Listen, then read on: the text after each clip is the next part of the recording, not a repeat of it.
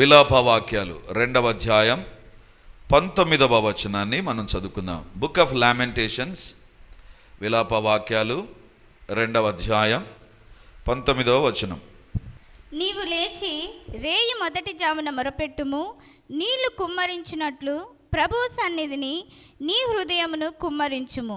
నీ పసిపిల్లల ప్రాణము కొరకు నీ చేతులను ఆయన తట్టు ఎత్తుము. ప్రతి వీధి మొగను ఆకలిగొని వారు మూర్ఛిల్లుచున్నారు. విలాప వాక్యాలు 2వ అధ్యాయం 19వ వచనం. నీవు లేచి రేయి మొదటి జామున మొరపెట్టుము, నీళ్లు కుమ్మరించున్నట్లు ప్రభు సన్నిధిని నీ హృదయమును కుమ్మరించుము. నీ పసిపిల్లల ప్రాణము కొరకు నీ చేతులను ఆయన తట్టు ఎత్తుము. ప్రతి వీధి మొగను ఆకలిగొనిన వారు మూర్ఛిల్లుచున్నారు. దేవుని బిడ్డలారా, దేవుడు ప్రార్థన అనేటువంటి అంశాన్ని గురించి మనతో మాట్లాడుతూ వస్తున్నారు. ప్రార్థన మన జీవితాల్లో ప్రాముఖ్యంగా ఎంత ఉందో దేవుడు మనకు తెలియజేస్తూ వస్తున్నాడు. దేవుని బిడ్డలారా, ప్రార్థన అనేటువంటిది మన జీవితానికి ఎంత ప్రాముఖ్యమో మనం గుర్తించినప్పుడే అప్పుడే మనం ప్రార్థన చేయగలం. ప్రార్థన ఎలా చేయాలో తెలిస్తేనే మనం ప్రార్థన చేయగలం. అందుకే ఈ సందేశంతో 4 సందేశాలు, just on a prayer God gave in detail explanation. చాలా విస్తృతమైన వివరణ దేవుడు మనకు ఈ యొక్క వాక్య భాగాల ద్వారా దయచేస్తున్నాడు. ఒకవేళ మీరు ఈ సందేశాలు విననటువంటి వారైతే, లైవ్లో మొట్టమొదటిగా మీరు జాయిన్ అయినటువంటి వారైతే, please go back to the YouTube Sudheer ministries. అక్కడ మీకు అనేకమైన సందేశాలు మీకు అందుబాటులో ఉంటాయి. అసలైన ప్రార్థన ఏది, నకిలీ ప్రార్థన ఏది, what is a fake prayer and what is a real prayer, వాస్తవమైన ప్రార్థన ఏంటి, నకిలీ ప్రార్థన ఏంటో దేవుడు మనతో మాట్లాడుతూ వచ్చాడు. ప్రార్థనకు జవాబులు రాకుండా అడ్డుకునేటువంటిది ఏంటో దాని గురించి ఈరోజు ఉదయకాలాన దేవుడు మనతో మాట్లాడు. ఒక 4 విషయాలు, ప్రాముఖ్యమైన విషయాలను దేవుడు మనతో మాట్లాడాడు. ఈరోజు దేవుడు మనతో మాట్లాడేటువంటి అంశం ఏంటంటే, నీళ్లు కుమ్మరించినట్లు ప్రార్థించాలి అంట. ఎంత విచిత్రంగా ఉంది కదా. ప్రార్థన చేయడానికి గురించి దేవుని యొక్క వాక్యం చెబుతుంది, నీళ్లు కుమ్మరించినట్లు ప్రార్థించండి. దేవుని బిడ్డలారా, ప్రార్థించండి అంటే ఆల్ నైట్ ప్రేయర్ చేయండి అనాలి, లేదా నువ్వు ఒంటరిగా వ్యక్తిగతంగా వెళ్ళి ప్రార్థన చేయి, కొండకెళ్ళి ప్రార్థన చేయి, మోకాళ్ళ పైన ప్రార్థన చేయి, సాష్టాంగపడి ప్రార్థన చేయి. ఇది బైబిల్లో ఉండేటువంటివి. కానీ విలాప వాక్యాలు 2వ అధ్యాయం 19వ వచనంలో ఎలా ప్రార్థన చేయాలి అంట, నీళ్లు కుమ్మరించినట్లు ప్రార్థన చేయాలంట. చాలా విచిత్రంగా నాకు అనిపించింది. ఏంటి ప్రభా, ప్రార్థన అంటున్నావు, నీళ్లు కుమ్మరించడం. ప్రార్థన అనేటువంటిది ఆధ్యాత్మికానికి సంబంధించింది, ఆత్మలో లోకానికి సంబంధించింది, దేవునికి మనిషికి మధ్య ఉండేటువంటిది. దాంట్లోనికి ఏంది నీళ్ళను తీసుకొని వస్తున్నావు? నీళ్లకు ప్రార్థనకి ఏమి సంబంధం ప్రభా? అసలు నీళ్లను గురించి ఎందుకు ప్రార్థన విషయాలను మాట్లాడాల్సి వస్తుంది? దేవుని బిడ్డలారా, విలాప వాక్యాలలో దేవుడు అంటున్నాడు, నీళ్లు కుమ్మరించినట్లు కదా, నీళ్లు కుమ్మరించినట్లు ప్రభు సన్నిధిని మీ హృదయమును కుమ్మరించుము. విలాప వాక్యాలు 2:19. నీళ్లు కుమ్మరించినట్లు, just like pouring the water. ఆ నీళ్లు కుమ్మరిస్తావు చూసావా, ఆ రకంగా నువ్వు ప్రార్థన చేయి. ఏంటి దాని అర్థం? ఎందుకు దేవుడు ఆ మాట అన్నాడు? అదే ఈరోజు దేవుని యొక్క వాక్యం నుంచి మనం చూడబోతున్నాం. విలాప వాక్యాలు రాసినటువంటిది ఇర్మియా అనేటువంటి ప్రవక్త. అతని యొక్క పరిచర్య ఏంటంటే కన్నీటితో ప్రార్థన చేయడం. ఇర్మియాకు దేవుడిచ్చిన పిలుపు ఏంటంటే సువార్తికుని పని కాదు, అపోస్తలుని పని కాదు, లేకపోతే స్వస్థపరిచే పరిచర్య కాదు, కన్నీటితో ప్రార్థన చేసే పరిచర్యను దేవుడు ఈ యొక్క ఇర్మియాకు దయచేశాడు. సో ఇర్మియా రాసినటువంటిదే ఈ యొక్క విలాప వాక్యములు.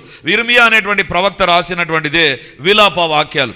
ఈ యొక్క విలాప వాక్యాల బ్యాక్గ్రౌండ్ ఏంటంటే, దేవుని బిడ్డలైనటువంటి ఇశ్రాయేలు ప్రజలు పాపం చేసినప్పుడు వాళ్ళ పరిస్థితి చాలా దారుణంగా మారిపోయిందండి. ఎంత దారుణంగా మారిపోయిందంటే అదే విలాప వాక్యాలు రాయబడుతుంది కదా, అసలు మేలిమి బంగారమైన మీరు మంటి కుండలుగా ఏ రకంగా మార్చబడ్డారు. అసలు you are compare to the best gold, శ్రేష్టమైన బంగారం, మేలిమి బంగారంతో పోల్చబడిన మీరు మంటి కుండలుగా ఏ రకంగా మారిపోయారు అంటే వీళ్ళ పరిస్థితి ఏంటి తెలుసా? ఒకప్పుడు they are the top, they are in the top. వాళ్ళు శ్రేష్టమైన వ్యక్తులు, శ్రేష్టమైన జీవితం, శ్రేష్టమైన ఆశీర్వాదాలు, శ్రేష్టముగా దేవుని ఆరాధించేవారు, మేలిమి బంగారం వాళ్ళు. కానీ బైబిల్లో వ్రాయబడింది, ఎప్పుడైతే పాపం చేశారో మంటి కుండలుగా మార్చబడ్డారు. పాపానికి ఉండేటువంటి శక్తి అలాంటిది తెలుసా? అది నీ జీవితంలోకి వస్తే ఎంత మేలైన స్థితిలో నువ్వు ఉన్నా, ఎంత శ్రేష్టమైన స్థితిలో ఉన్నా, నిన్ను మంటి కుండగా మారుస్తుంది. మేలిమి బంగారము విలువ కలిగింది. మేలిమి బంగారము అంత సులువుగా అందుబాటులోకి రాదు, అంత అందరి దగ్గర ఉండదు. కానీ అలాంటి ఒక గొప్ప ఆశీర్వాదాలను దేవుడు వారి దగ్గర ఉంచితే, పాపం ఎప్పుడైతే వారి జీవితంలోనికి వచ్చిందో జరిగినటువంటి కార్యం ఏంటి తెలుసా? మంటి కుండలుగా మార్చబడ్డారు. అప్పుడు ఈ విలాప వాక్యాలు రాయడం జరిగింది. ఏంటి? ఇర్మీయా ఏడుస్తున్నాడు, అసలు మీరు మేలిమి బంగారం కదా, మంటి కుండలుగా ఎందుకు మార్చబడ్డారు? ఎందుకు మీ జీవితంలో ఇది వచ్చింది అంటే వాళ్ళ పాపాన్ని గురించి మాట్లాడతాడు. వాని యొక్క జీవితంలో జరిగిన పరిస్థితులను చూసి, వాళ్ళ పరిస్థితి, ఇశ్రాయేలు పరిస్థితి ఏంటంటే ఈ విలాప వాక్యాలు, ఏడ్చేటువంటి వారు. ఏంటి ఇలా అయిపోయాం, ఏంటి మా పరిస్థితి ఇంత అధ్వానంగా తయారైపోయింది? అప్పుడు దేవుడు మాట్లాడుతూ చెప్పిన మాట విలాప వాక్యాలు 2:19. నీవు లేచి రేయి మొదటి జామున మొర్రపెట్టుము, నీళ్లు కుమ్మరించినట్లు ప్రభు సన్నిధిని నీ హృదయము కుమ్మరించుము. మరొకసారి, నీవు లేచి రేయి మొదటి జామున మొరపెట్టుము, నీళ్లు కుమ్మరించినట్లు ప్రభు సన్నిధిని నీ హృదయమును కుమ్మరించుము. దేవుని బిడ్డలారా, here is a call from God. దేవుని దగ్గర నుంచి ఒక పిలుపు ఉంది. మీరు మంటి కుండలుగా మార్చబడ్డారు కదా, మీ జీవితంలో మేలి బంగారుగా మళ్ళీ మారాలనుకుంటున్నారా? అలాగైతే మీ హృదయములను దేవుని సన్నిధిలో కుమ్మరించుము. ఎలా? నీళ్లు కుమ్మరించినట్లు మీ హృదయమును కుమ్మరించుము. ప్రార్థన అనే దాన్ని దేనితో పోల్చాడు దేవుడు?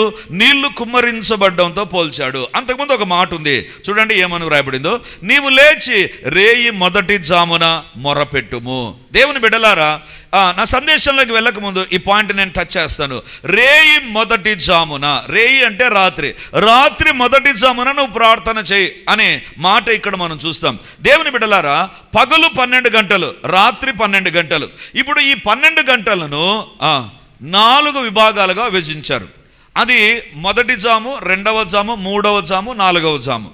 బైబిల్లో మనం గమనిస్తే నడిమి జాము ఉంటుంది, ఇలాంటి మాటలు మనకు కనపడతాయి. రెండవ జామున లేదా 4వ జాము అనేటువంటిది. యేసు ప్రభు సముద్రం మీద నడుస్తూ వచ్చినటువంటిది 4వ జాము, తెల్లవారుతుండగా. అంటే రేయి మొదటి జాము అంటే ఏంటి తెలుసా? రాత్రి 6 నుంచి రాత్రి 9 వరకు, అది మొదటి జాము. ఆ తర్వాత మళ్ళీ 3 గంటలు, ఈ యొక్క 9 నుంచి 12 గంటల వరకు రెండవ జాము. మూడవ జాము 12 నుంచి 3 వరకు. 4వ జాము 3 నుంచి 6 వరకు. ఈ 4 3 12 గంటలు. ఇప్పుడు దేవుని యొక్క వాక్యం చెప్తుంది, రేయి మొదటి జామున నీ పిల్లల కొరకు ప్రార్థన చేయి. దేవుని బిడ్డలారా, ప్రతి ఒక్కరికి పిల్లలు ఉన్నారు ఇక్కడ. పెళ్లి కాబోతున్న వారికి కూడా ఇది ఒక సందేశమే. పెళ్లి అయిన వారికి ఒక సందేశం, పిల్లల కోసం ఎదురు చూసే వారికి ఒక సందేశం. ఏంటి తెలుసా? నీ పిల్లల కోసం నీవు రేయి మొదటి జామున ప్రార్థన చేయాలి. రేయి మొదటి జామున అంటే సాయంత్రం 6 నుంచి 9 గంటల లోపల నీ బిడ్డల కోసం నువ్వు ప్రార్థన చేయాలి. నాకు అనిపించి ఎందుకు ఆ టైంలో ప్రార్థన చేయాలి? దేవుని బిడ్డలారా, చీకటి భూలోకంలోనికి ఎంటర్ అయ్యేటువంటి సమయం. అదే రకంగా సాతాను శక్తులు కూడా భూలోకానికి ఎంటర్ అయ్యేటువంటి సమయం కావచ్చేమో, లేకపోతే చీకటి ప్రవేశించేటువంటిది, చీకటి కార్యకలాపాలు ప్రారంభమయ్యేటువంటి సమయం. దేవుడు అంటున్నాడు, if you don't pray for your children, నీ బిడ్డల కోసం నువ్వు రేయి మొదటి జామున ప్రార్థన చేయకపోతే సాతాను ప్రవేశిస్తాడు. దేవుని బిడ్డలారా, తల్లిదండ్రుల యొక్క బాధ్యత ఏంటి తెలుసా? పిల్లల విషయమై ప్రార్థన చేయాలి. మన పిల్లలు దేవుడు మనకిచ్చిన ఆశీర్వాదం. నీకు ఇవ్వబడబోయేటువంటి పిల్లల విషయంలో you must be a praying father or a mother. నువ్వు ప్రార్థన చేసే తల్లిగా తండ్రిగా నువ్వు ఉండాలి. ఎందుకు తెలుసా? సాతాను యొక్క చూపు ఎప్పటికీ మన బిడ్డలపైన ఉంటుందండి. ఎప్పటికీ మన పైన ఉంటుంది, మన బిడ్డలపైన ఉంటుంది. ఈరోజు సాయంత్రం నేను యూత్ మీటింగ్లో వాక్యం చెప్తే ఇదే చెప్పాను. యవనస్తులను ఎందుకు టార్గెట్ చేస్తాడు? పిల్లలను ఎందుకు టార్గెట్ చేస్తాడు? బైబిల్లో వ్రాయబడింది, వారు బలవంతుని చేతిలోని బాణముల వంటి వారు. వాళ్ళు సాతాను చేతిలోకి వచ్చారా, సాతాను యొక్క బలమైన ఆయుధంగా మారిపోతారు. దేవుని చేతిలోకి వచ్చారా, దేవుని బలమైన సాధనంగా మారిపోతారు. అందుకే సాతాను ఏం చేస్తాడు తెలుసా? ఏదో ఒక రకంగా పిల్లలను పడగొట్టాలని చూస్తాడండి. ఏదో ఒక రకంగా పిల్లలను పడగొడతాడు. ఇప్పుడు దేవుడు అంటున్నాడు, రేయి మొదటి జామున అంటే సాయంత్రం 6 నుంచి 9 లోపల నీవు ప్రార్థన చేయి. అంటే early to pray for your children. Children, నీ బిడ్డల కోసం నువ్వు ప్రార్థన చేయాలి. దేవుని బిడ్డలారా, 6 నుంచి 9 గంటల వరకు వీల్ బి బిజీ కదా, చాలా బిజీ షెడ్యూల్స్ ఉంటాయి మనకు. వాళ్ళ దగ్గరికి పోలే, ఇది చేయాలి, అది చేయాలి, అక్కడికి ఇక్కడికి విల్ బి బిజీ. ఆ సమయంలో సాతాను ఏం చేస్తాడు తెలుసా? తాను చేసే పనులన్నీ చేయడం ప్రారంభిస్తాడు, తాను ఏమేమి చేయాలనో చేయడం ప్రారంభిస్తాడు. ఈరోజు దేవుడు అంటున్నాడు, ఇఫ్ వీఆర్ నాట్ ప్రేయింగ్. ఒకవేళ మీరు అనవచ్చు, బ్రదర్ మేము వచ్చేదే సాయంత్రం 5 గంటలకు స్కూల్ నుంచి, మా పనులు అయిపోయేదే, లేదా ఇంటికి వచ్చిన తర్వాత ఇంకా మొత్తం అది ఏంటి, ఆ కిచెన్ నిండగా సామాన్లు ఉంటాయి, మేము వంట వండుకోవాలి ఏంటి, అప్పుడు ప్రార్థన చేయడం ఏంటి, మాకు తలకాయ నొప్పులు ఎన్ని లేవు అనేటువంటి సహోదరులకు నేను ఒక మాట, తోముతూ ప్రార్థన చేయి, పాత్రలు తోముతూ ప్రార్థన చేయి, ఇంట్లో నీళ్లు పడుతూ ప్రార్థన చేయి. దేవుని బిడ్డలారా, every time you can pray. Don't say I'm busy. నువ్వు బిజీ అనేటువంటి మాటలో ప్రార్థనకు దూరం అయిపోయి ఉంటే సాతానుకు నువ్వు అవకాశం ఇస్తున్నావు, వాడు రెచ్చిపోతాడు, చెలరేగిపోతాడు. ఈరోజు దేవుడు అంటున్నాడు, రేయి మొదటి జామున ఏమంటున్నాడు? నీవు లేచి రేయి మొదటి జామున మొరపెట్టుము, నీళ్లు కుమ్మరించున్నట్టు ప్రభువు సన్నిధిని నీ హృదయమును కుమ్మరించుము, నీ పసిపిల్లల ప్రాణము కొరకు నీ చేతులను ఆయన తట్టు ఎత్తుము, నీ చేతులను ఆయన తట్టు ఎత్తుము. దేవుని బిడ్డలారా, ఈరోజు దేవుడు మనతో మాట్లాడుతుంటా, evening time let us give some time to prayer, especially pray for our children. మన పిల్లల కోసం మనం ప్రార్థన చేయడానికి మనం అవకాశాన్ని తీసుకుందాం, ప్రార్థన చేద్దాం, సమయాన్ని సద్వినియోగం చేద్దాం. That's all. Don't say that I cannot pray, I'm busy. You may be busy.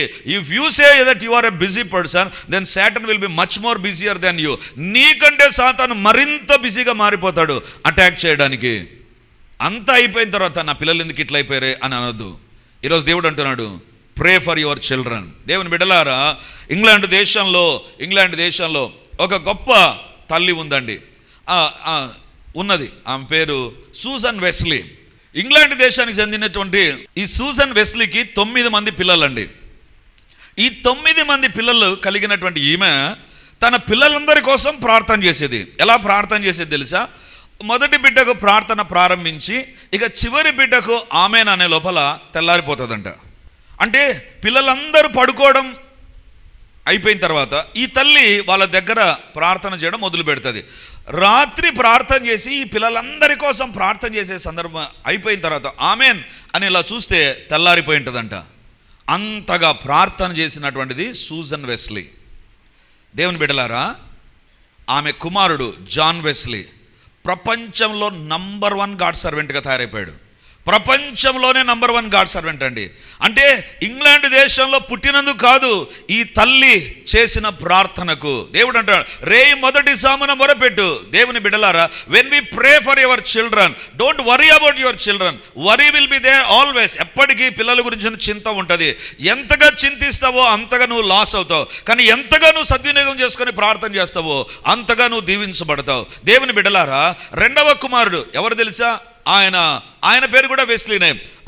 ఆయన పేరు Charles Wesley. He was a top musician in the world. ప్రపంచంలోనే పేరెన్నికగన్నటువంటి కళాకారుడుగా తయారైపోయాడు. ఎందుకు చెప్తున్నాను తెలుసా? ఒక తల్లి చేసిన ప్రార్థన. ఈరోజు I'm not saying only mother should pray, father should also ప్రే.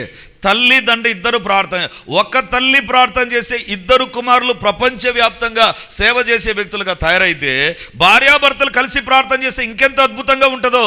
దేవుని బిడ్డలారా, అందుకే దేవుడు అంటున్నాడు, రేయి మొదటి జామున లేచి నీ పసిపిల్లల కొరకు ప్రార్థన చేయమంటే ఇంకా పెద్ద అయిన పిల్లల కోసం ఇంకెంత ప్రార్థన చేయాలి మనం? పసిపిల్లల కోసమే రేయి మొదటి జామున అంటున్నాడు దేవుడు. చిన్న పిల్లల కోసమే ప్రార్థన చేయండి. వయసుకు వచ్చిన తర్వాత మనం ప్రార్థన చేస్తాం, పెళ్ళిడికి వచ్చిన తర్వాత ప్రార్థన చేస్తాం, కాలేజీలో చేరిన తర్వాత ప్రార్థన చేస్తాం. దేవుడు అంటే start from the initial days, ప్రారంభ దినాల్లో నుంచే నువ్వు ప్రార్థన చేయి. Last week I was visiting one house. ఒక సహోదరుని బాగలేకపోతే ఆ ఇంటికి నేను వెళ్ళాను. అక్కడ ఆ యొక్క సహోదరుని భార్య నాతో చెప్పినటువంటి మాట, అన్న నేను ఒక సాక్ష్యం చెప్పాలి అన్నది. నేను అడిగాను, ఏంటి చెప్పమ్మా అన్న. మీరు ఒక స్థలంలో వాక్యం చెబుతూ ఒక ఎగ్జాంపుల్ చెప్పారు. ఏంటంటే పిల్లల కోసం చిన్నప్పటి నుంచే మనం ప్రార్థన చేయాలి, ప్రార్థన చేసే దేవుడు పెద్ద అయ్యే లోపల వారికి అవసరమైనవన్నీ సమకూరుస్తాడని ఆ రోజు చెప్పారు.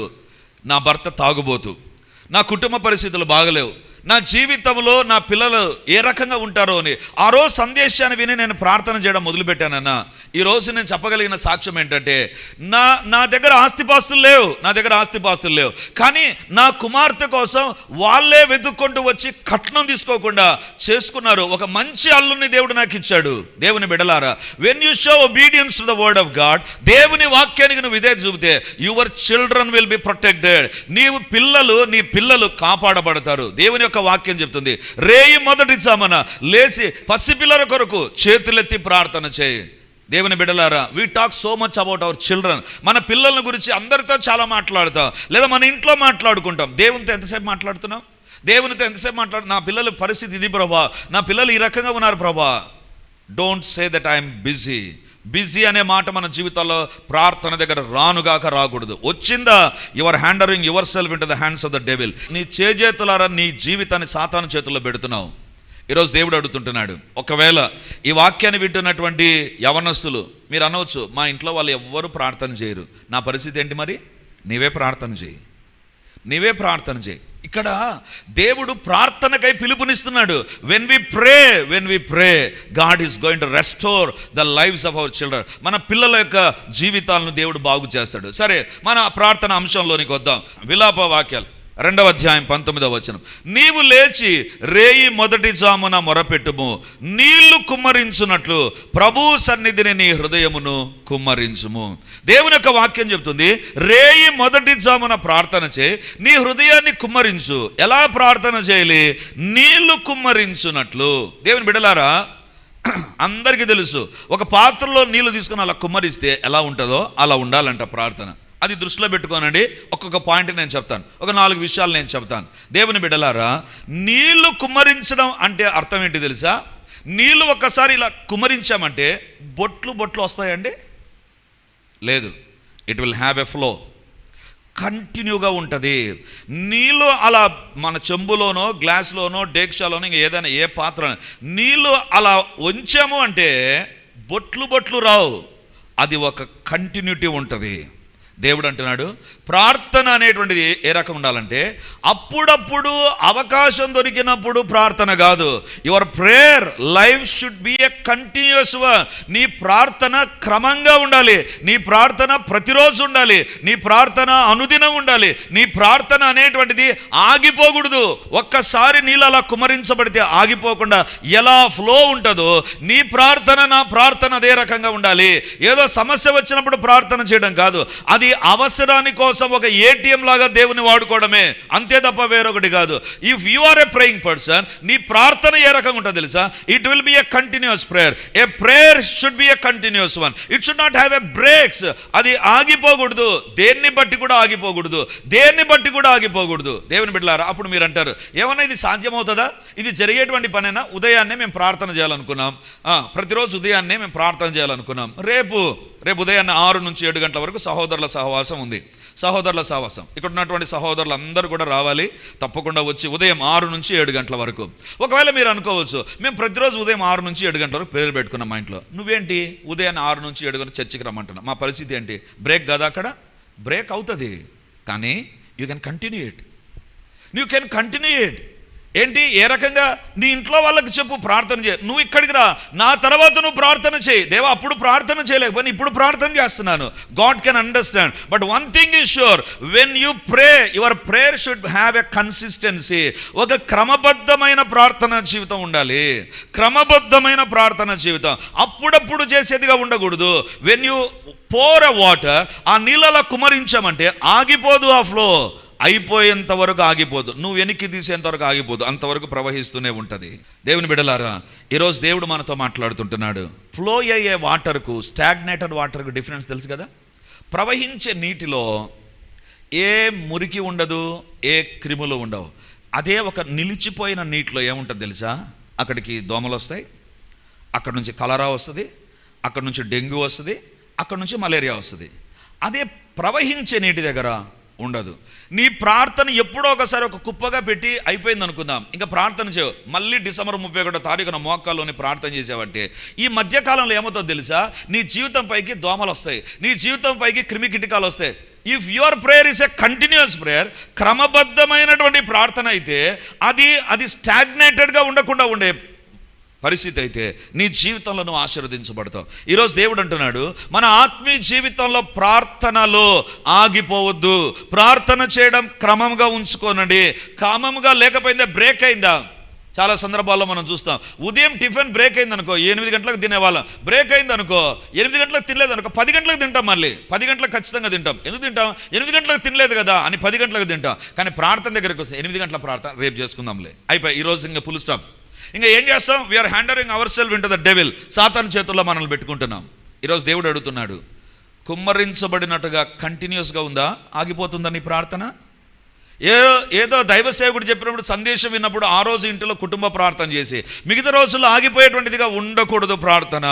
నీళ్లు కుమ్మరించినట్లు నీ ప్రార్థన ఆగిపోకూడదు. అందుకే బైబిల్లో వ్రాయబడింది, విసుగక ఎట్లా ప్రార్థన చేయాలి? నిత్యము ప్రార్థన చేయాలి. దేవుడు అంటున్నాడు విసుక్కోవద్దు. ప్రార్థన అంటే విసుగు వస్తుంది కొన్ని సందర్భాలు. ఏం ప్రభా, ఏం ప్రార్థన చేయాలన్నా? చాలా సందర్భాల్లో మనం కనిపిస్తుంది, నేను చెప్తే నా దేవుని తెలుసు కదా, అన్నీ తెలుసు కదా మా కుటుంబం పరిస్థితి, అదే రకంగా ఎందుకు ప్రార్థన చేయాలి? నీ జీవితంలో నీ గురించి నువ్వు దేవుని అడగకపోతే ఇంకెవరు అడుగుతారు? నీ కుటుంబాన్ని గురించి, నీ పిల్లల గురించి, నీ భార్య గురించి, నీ భర్త గురించి, నీ ఉద్యోగం, నీ వ్యాపారం, నీ కుటుంబ పరిస్థితులు అంటే నీకు తెలుసు. అవి దేవుని దగ్గర చెప్పడం నీకు మాట మాడుతాం. ఒళ్ళు బరువు అయిపోతే, ప్రార్థన చేయడం బరువు అయిపోతే ఎవరు ఇంకా నీ గురించి ప్రార్థన చేస్తారు? దేవుని బిడ్డలారా, ఈరోజు దేవుడు అంటున్నాడు విసుక్కోవద్దు, నిత్యము ప్రార్థన చేయి. You must be a praying person. ఏ రకంగా? నీళ్లు కుమ్మరించబడినట్లు your prayer should have a continuity. ఆగిపోకూడదు ప్రార్థన. కుమ్మరించబడ్డం అంటే చుక్క రాదది. కుమ్మరించబడితే there will be a flow, a continuity ఉంటుంది. ఈరోజు దేవుడు అడుగుతుంటున్నాడు, నీ ప్రార్థన నిలిచిపోయిన నీటిలాగా ఉందా, కుమ్మరించబడుతున్న నీటిలాగా ఉందా? నిలిచిపోయిన నీరు అక్కడే ఉంటుందండి, అక్కడే ఉంటుంది. ఇక అది ఫ్లో కాదు. ఎప్పుడైతే ఆగిపోయినటువంటి ప్రార్థన ఉంటుందో అపవాదికి అవకాశాలు మెండుగా ఉంటాయి. కొనసాగే ప్రార్థన అపవాది క్రియలను అడ్డుకుంటుంది. ఈరోజు దేవుడు అడుగుతున్నాడు, is your prayer is having a breaks or a continuity? నీవు ప్రార్థన చేయడానికి మధ్యలో విశ్రాంతి తీసుకోవడం తప్పు కాదు, కానీ అది ఆగిపోకూడదు. ప్రార్థన నీ జీవితంలో ప్రార్థించేటువంటి తల్లిగా, తండ్రిగా ఉండాలి. Prayer must be always be done. దేవుని బిడ్డలారా, చేప కడుపులో యోనా ఉన్నాడు. ప్రార్థన ఆగిపోయింటే ఏమైండు? చేప కడుపులోనే సమాధులు చాలా ఉంటాయి కదా, చేప కడుపులోనే సమాధి అయిపోవడం యోనా జీవితంలోనే ఉండేది. అక్కడ ప్రార్థన చేశాడు. చెరసాల్లో ఉన్నారు పౌలు శీలలు, దెబ్బలు కొట్టారు, కాళ్ళకు బొండ వేశారు, అక్కడ ప్రార్థన చేశారు. ఎందుకు జీవితాలు ఆశీర్వదించబడతాయి తెలుసా? ప్రార్థన ఆగిపోకుండా ఉన్నప్పుడు జీవితాలు ఆశీర్వదించబడతాయి. ప్రార్థన ఆగిపోయిందా, సాతాను విర్రవీగుతాడు. ప్రార్థన ఎప్పటికీ ఒక కొత్త మార్గాన్ని నీ కొరకు క్రియేట్ చేస్తుంది. నీరు జీవానికి సూచన, ఆగిపోనివ్వదు. నీ జీవితంలో ఆగిపోకుండా ముందుకెళ్ళాలి అంటే నా జీవితంలో ప్రార్థన నాకు నేర్పించు. ప్రార్థనలో నేను ఆగిపోకూడదు. ప్రార్థనలో నేను నా జీవితాన్ని ముందుకు తీసుకుని వెళ్ళేటువంటి వ్యక్తిగా ఉండాలి. కేవలం చర్చిలో ప్రార్థన చేసే వ్యక్తిగా కాదు, ప్రతిరోజు నీ సన్నిధానంలో వ్యక్తిగతంగాను కుటుంబంగాను ప్రార్థన చేయడానికి నాకు సహాయం చేయండి అని ప్రభు యొక్క సహాయాన్ని కోరుతూ ప్రార్థన చేద్దాం. నీ ప్రార్థనలో నువ్వు నిలిచిపోతున్నావు, ఆగిపోతున్నావు, కష్టమవుతుంది ప్రార్థన చేయడం, బరువైపోయింది ప్రార్థన జీవితం, మిగతావన్నీ చేస్తున్నావు, ప్రార్థన మాత్రమే చేయలేనటువంటి బిజీగా మారిపోయావేమో. ఈరోజు దేవుడు అడుగుతున్నాడు, క్షమాపణ కోరి ఈ రోజు నుంచి క్రమంగా ప్రార్థన చేయడం. Let us increase our prayer time also. ఏదో కొద్ది సమయానికే పరిమితం కాకుండా దేవుని దగ్గర గడపడం అనేటువంటిది మన జీవితంలో రేయి మొదటి జామైనా, రెండవ జామైనా, మూడవ జామైనా, somewhere or other let us increase our prayer time. మన ప్రార్థన సమయాన్ని మనం పెంచుకుందాం.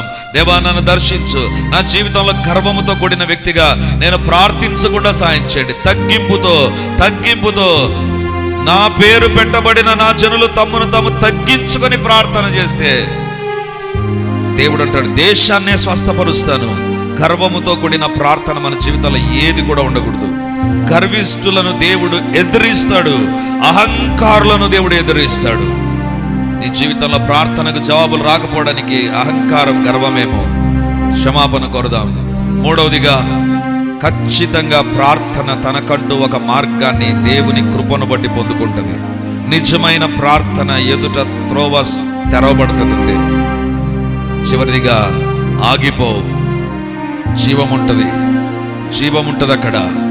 నీ జీవితంలో ఎండిపోయిన పరిస్థితి, నిరాశ నిస్పృహతో కూడిన పరిస్థితి నీ జీవితంలో ఉండకుండా దేవుని సన్నిధానంలో ప్రార్థన చేద్దాం. హల్లెలూయా, హల్లెలూయా. గొప్ప దేవానికి వందనాలు. సైన్యములకు అధిపతివైన దేవానికే స్తోత్రాలు. గనుడవైనటువంటి దేవానికి వందనాలు. ఈ యొక్క రాత్రికాల సమయంలో మీరు మాతో మాట్లాడిన మీ మాటలను బట్టి వందనాలు.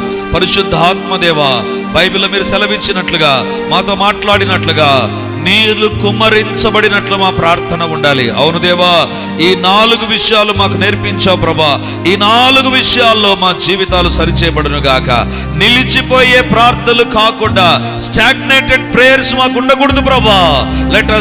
Let our prayer life will have a continuous, a scheduled prayer lord. ఒక క్రమబద్ధమైన డిసిప్లిన్డ్ ప్రేయర్ లైఫ్ మేము కలిగి ఉండునట్లుగా సహాయం చేయండి ప్రభా.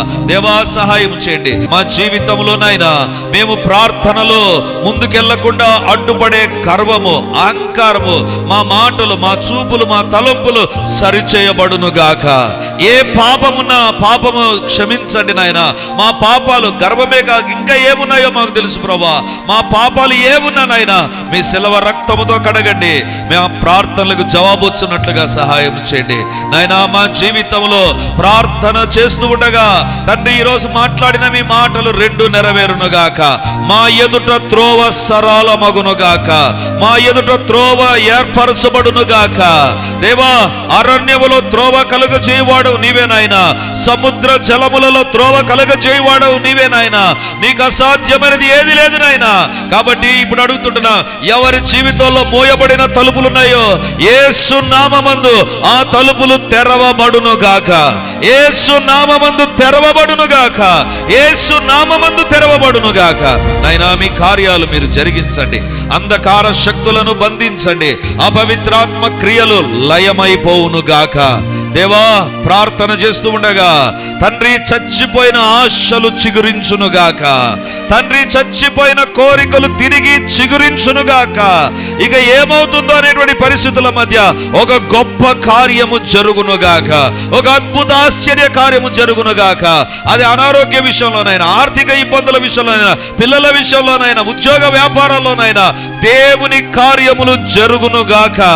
యేసు నామమందు అద్భుతమైన కార్యములు జరుగునుగాక. ఆశ్చర్యకరమైన కార్యములు జరుగునుగాక. సూచక్రియలు జరుగునుగాక. వింతలు జరుగునుగాక. మహత్కార్యములు జరుగునుగాక. యేసు నామమందు దైవిక శక్తి పనిచేయునుగాక.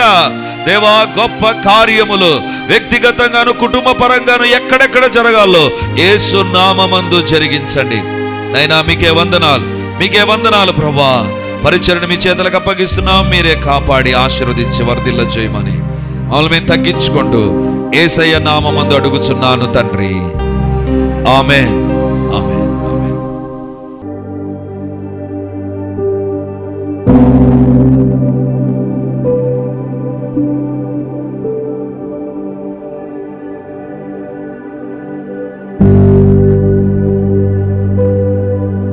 Praise the lord.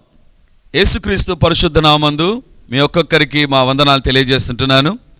రిడీమర్ చర్చిలో మొదటి ఆరాధన 8 గంటలకు ప్రారంభమవుతుంది. 2వ ఆరాధన 10 గంటలకు ప్రారంభమవుతుంది. 3వ ఆరాధన సాయంత్రం 7 గంటలకు ఉంటుంది. దేవుని బిడ్డలారా, ఎవరైనా ఉదయం ఆయా పనులు కలిగి 2వ ఆరాధనలకు రాలేకపోతున్నారని భావించి ఈ యొక్క మొదటి ఆరాధన ప్రారంభిస్తున్నాం. సో ఈ యొక్క అవకాశాన్ని సద్వినియోగం చేసుకొని దేవుని యొక్క సన్నిధికి వచ్చి దైవ దీవెనలు మీరు పొందాలని కోరుతున్నాం. మొదటి 2 ఆరాధనలు మాత్రమే ప్రభు బల్ల ఉంటుంది. కాబట్టి సిద్ధపడి దేవుని సన్నిధికి రమ్మని మిమ్మల్ని కోరుతూ ఉన్నాను.